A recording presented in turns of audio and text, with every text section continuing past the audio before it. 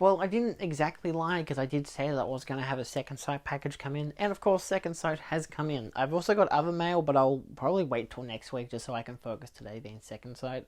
So, and I'm also expecting some more stuff in. I can't stop buying.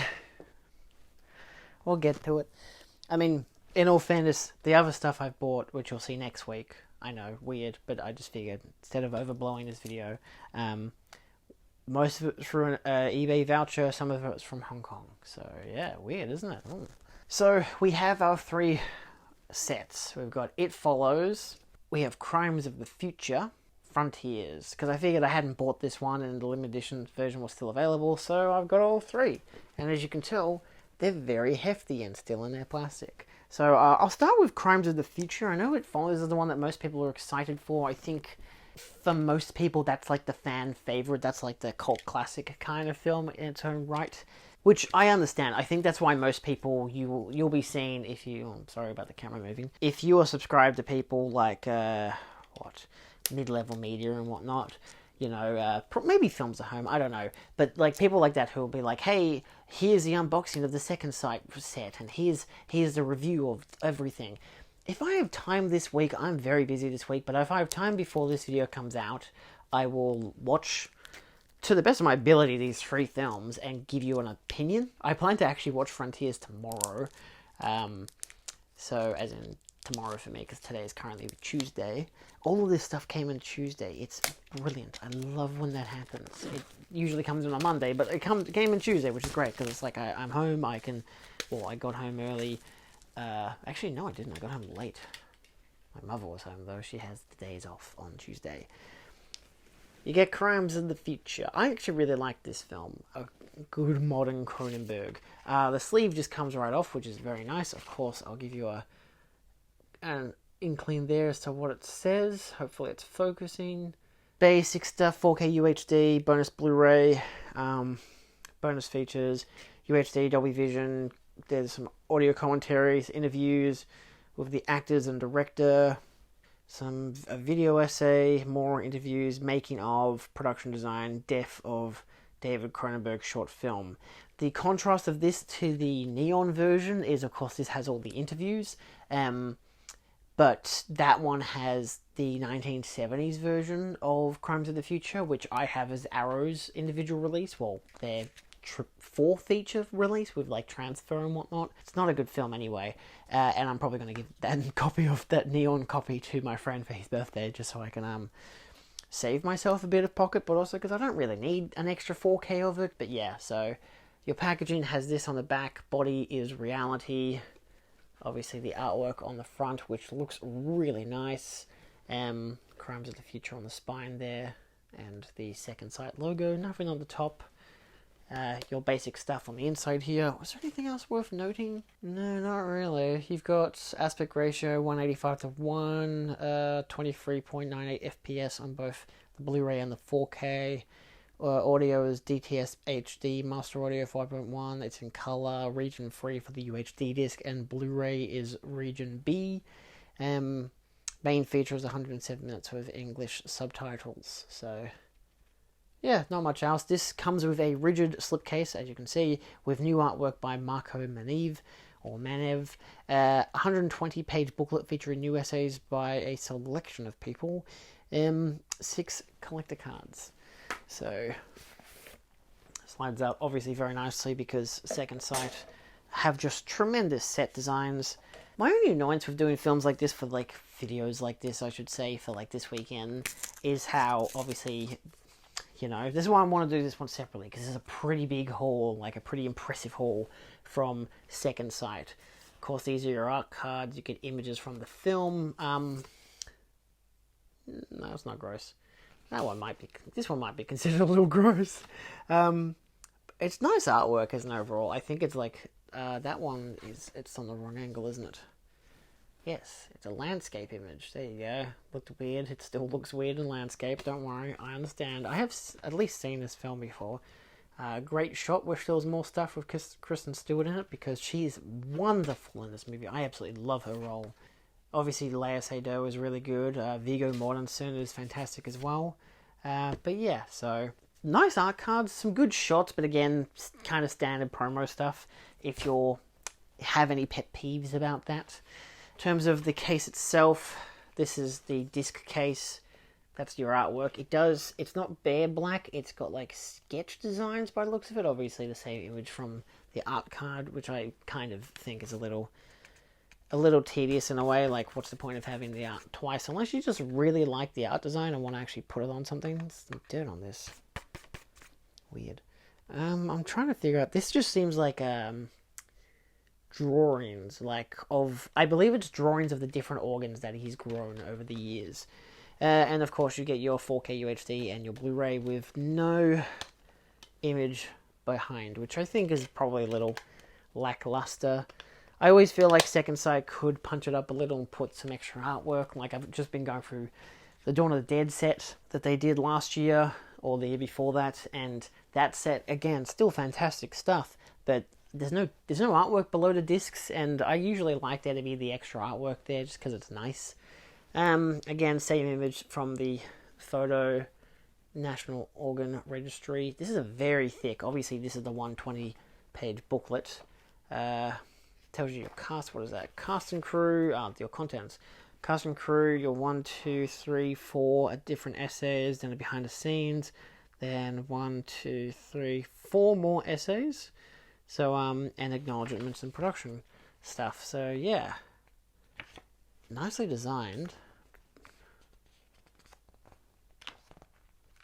And yeah, then you just get a variety of stuff.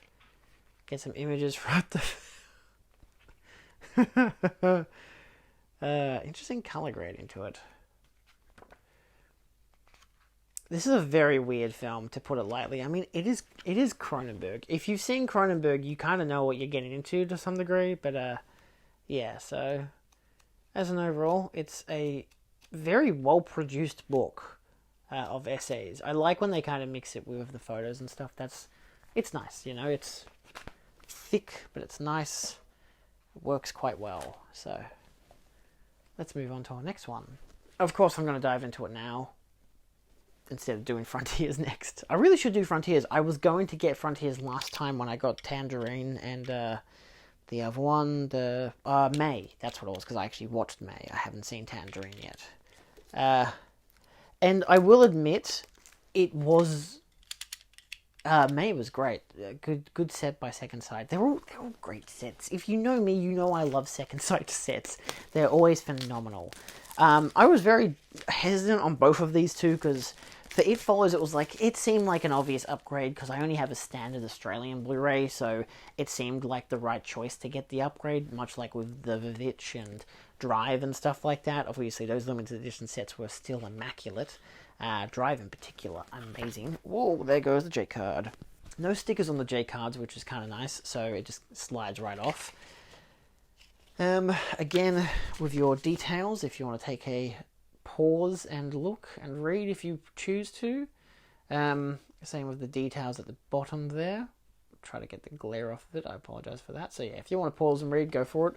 But the basic stuff, again, dual format, UHD and Blu-ray, new 4K master produced by Second Sight in the original post-production facility, approved by the director, got Dolby Vision HDR, new Dolby Atmos track, that'll be interesting to listen to, new audio commentary, some more audio commentaries, new interviews with the actors, production designer as well, with the composer and production designer.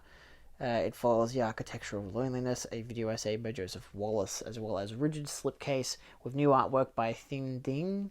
Yeah, I think that's how you pronounce it. 150-page book with new essays by a selection of people, and 6 art cards. So, let's take a look at this. Okay, so the artwork already immediately, it's striking visually. I like the blue contrast with the yellow overtones, you know, yellow and blue. It's obviously it's a very particular color dynamic. The blue and teal was very big in the day, but I like it. It's kind of like, it emphasizes kind of the loneliness and whatnot. You can read into it thematically if you want to. You got the title on the back. You got the car. It's kind of, it's very dark of an image, but the car is there, obviously, from the theatrical poster. I'm trying to get some kind of a lighting on it that you can see it better. That seems good enough. As best as my camcorder can pick up. Holy mother of mackerel. You wonder why this box is so big. First off, you get the same artwork. I like this. This is neat. Having the artwork from both the theatrical poster and the back of the set expanded upon. Blu-ray disc has her in the wheelchair from the start of the film. 4K disc has the new artwork. Again, I don't believe any artwork underneath. No. Still, I like the differentiation by the artwork on the Blu-ray and the 4K. That's good. That's handy. Interesting that it's the other side compared to Crimes of the Future, but nice, very nice. That same artwork is actually on the book. I imagine it's probably one of the art cards. They usually are. So obviously you get your main artwork there as an art card. Yeah, so same as the disc art. But it's an interesting, again, I like how they've gone with the lighting choice and the color grading, that it works for it, I think. This one's a landscape image again, it's the car, so it's the exact same. So if you ever want to really criticize that these art cards are kind of arguably worthless, then yeah, go for it, whatever. They are cardboard and nicely produced, but here's an image that's probably like original promotional material and whatever. That's nice. That's a good image. I like it. It's really creepy. I think it also asks the question of which one of these is it. And if I'm not wrong, it's probably all the people in the background. Because they're all standing weirdly and doing all this kind of stuff. You also get an image from the start of the film, from like the opening scene. Iconic. And from the end of the film in the pool. I believe that would be the end of the film. That would make sense. Yeah, and that's actually a nice selection of images. I don't know, as given all the same color grading and whatnot, I kind of prefer them over the Crimes of the Future ones. So, I mean, like Crimes of the Future, you could have gone with the Earman and stuff like that. Anything of Kristen Stewart, I would have been like, beautiful, but, you know, nothing's perfect. I say that, but this is nice. Obviously, same artwork as the art card. Nothing on the back. Thick. This is, what, 240 pages, I think it said it was. I don't think it's going to tell me on the inside. Actually, no, it's 150 odd. So, yeah. Hardback. Opens nicely on the front. Obviously, you get the title It Follows in there, if you can see it. It is a very dark image. Everything's dark. Yeah, so then you get your selection of essays. You got, what, 1, 2, 3, 4, 5, 6, 7, 8 essays, which is good, you know. Trying to get some contrasting images. Interesting formatting choices. I like how it's kind of like all underwater in a way, like in a pool. Not obviously all of it, but like so, but yeah. My main contrast is like, do I really want to watch this anytime soon? I do want to rewatch it because obviously, you know, it's a fantastic film, but it's still one that gives me the creeps, you know? Like, I don't know if I want to rewatch anytime soon because it's like, it's one of those modern horrors that I wouldn't pin under that stupid elevated horror thing that they call it. But yeah, so it's just nice. It's good stuff. It's still a little bit on the scary nose for me. I can still watch it. I think I've watched it twice now. I saw my Blu-ray copy. I think we watched it in class in uni. I think that was the first time I watched it, was in uni. And that one I was like, oh, this is going to be scary. And it was. It was great with a crowd. Like, this was a few years after it had been released, because it was like, what, 2014? This is 2017, 2018 period. So enough time that it was obviously a, you know, renowned for how good it was, masterpiece level film, whatever. So I believe we watched it in class, and I got the Blu-ray soon after that, and I think I've watched the Blu-ray once. So, because I think I was just in the mood for his film. No, I rewatched his film before Under the Silver Lake. That's what I did. I watched it, then the next day when Under the Silver Lake came out, I watched that in cinemas. So yeah, that's one I still need to get, Under the Silver Lake. I'm meaning to rewatch it. It's one of those, didn't really get much of a release physical-wise, especially in Australia. Actually, I don't think it got any release in Australia, which sucks, but, you know, nothing's perfect.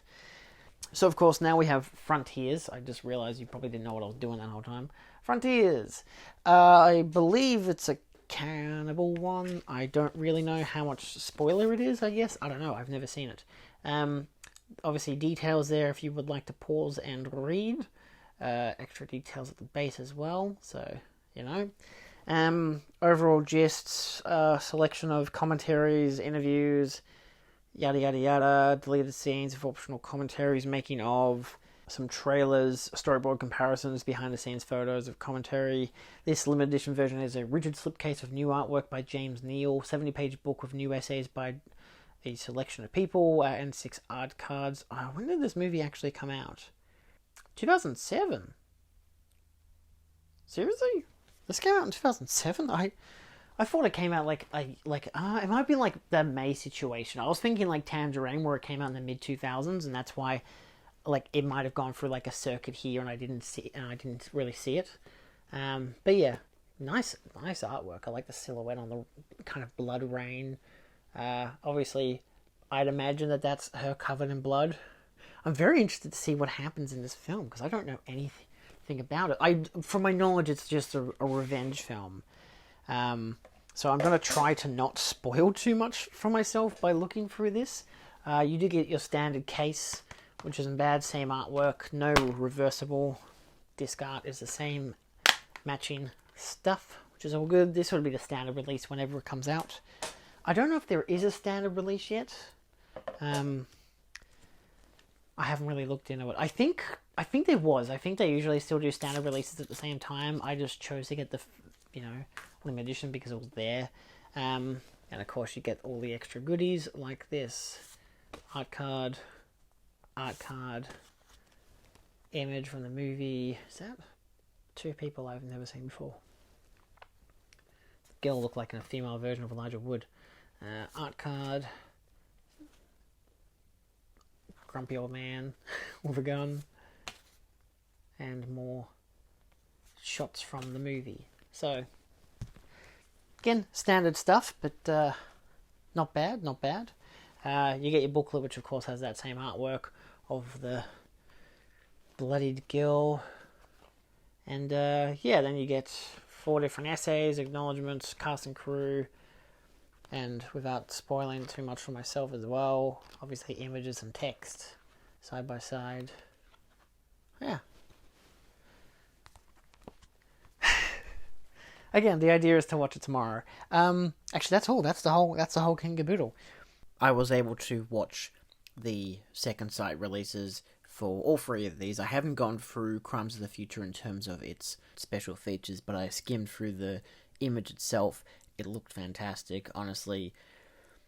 Maybe better than it looked in cinema, so that's really good. The sound design was immaculate. Again, it's only a 5.1 track. There's no alternate options, but it was very good. I would like to look into the special features soon, though, and to rewatch the film in general.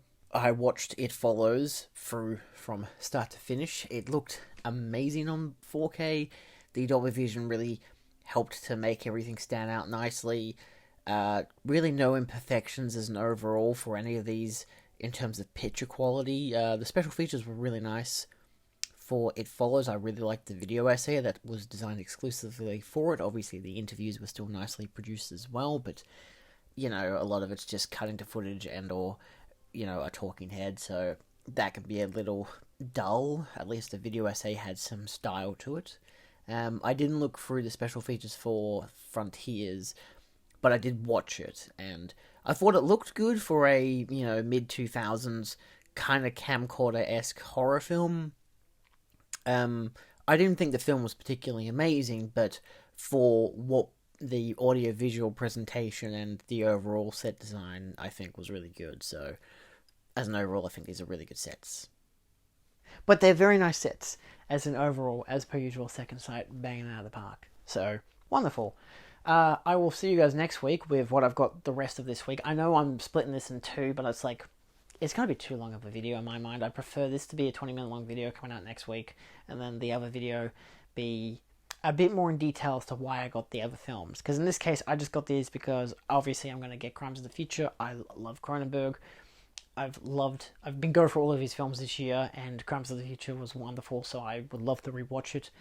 I know I have the neon release, but hey, I'll give that to a friend. I'll keep the 4K release from Second Sight. To my knowledge, there isn't too many differences in the sets. I think it's just that the neon release comes with probably a slightly different transfer look, and I think it comes with a Blu-ray. It might just be a 4K, but it comes with Crimes of the Future, the 70s version, which I already have. So I think I compared the two in terms of giving one up. Which one could I go with? And I'm like, I prefer the Second Sight release with obviously the big booklet and all that kind of stuff. So, and all the interviews. I don't think there's much, if there is any differences with the neon release. To contrast the slipcase version, it is just a 4K. It's all regions. Same depth of Cronenberg, behind the scenes footage, cast interviews, production design, photos, animation renders. I think the animation renders are unique to this one.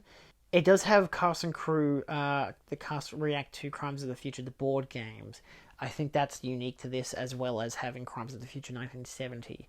So I'm not overly concerned with giving this to my friends. To be fair, he doesn't have the 4K, he only has the standard Australian Blu-ray, so I'm pretty happy to give him the slip version, assuming he wants it. I don't know, to be a birthday gift, I guess. But yeah, It Follows, I'm keen for I'm loving Upgrade. And Frontiers, I'm excited for, so. I don't know, if I do watch them, you'll see them in my What I Watched in September video, but that's like a while away, so. Check my letterbox, you'll know if I've watched them. Other than that, I'll see you next time. Adios.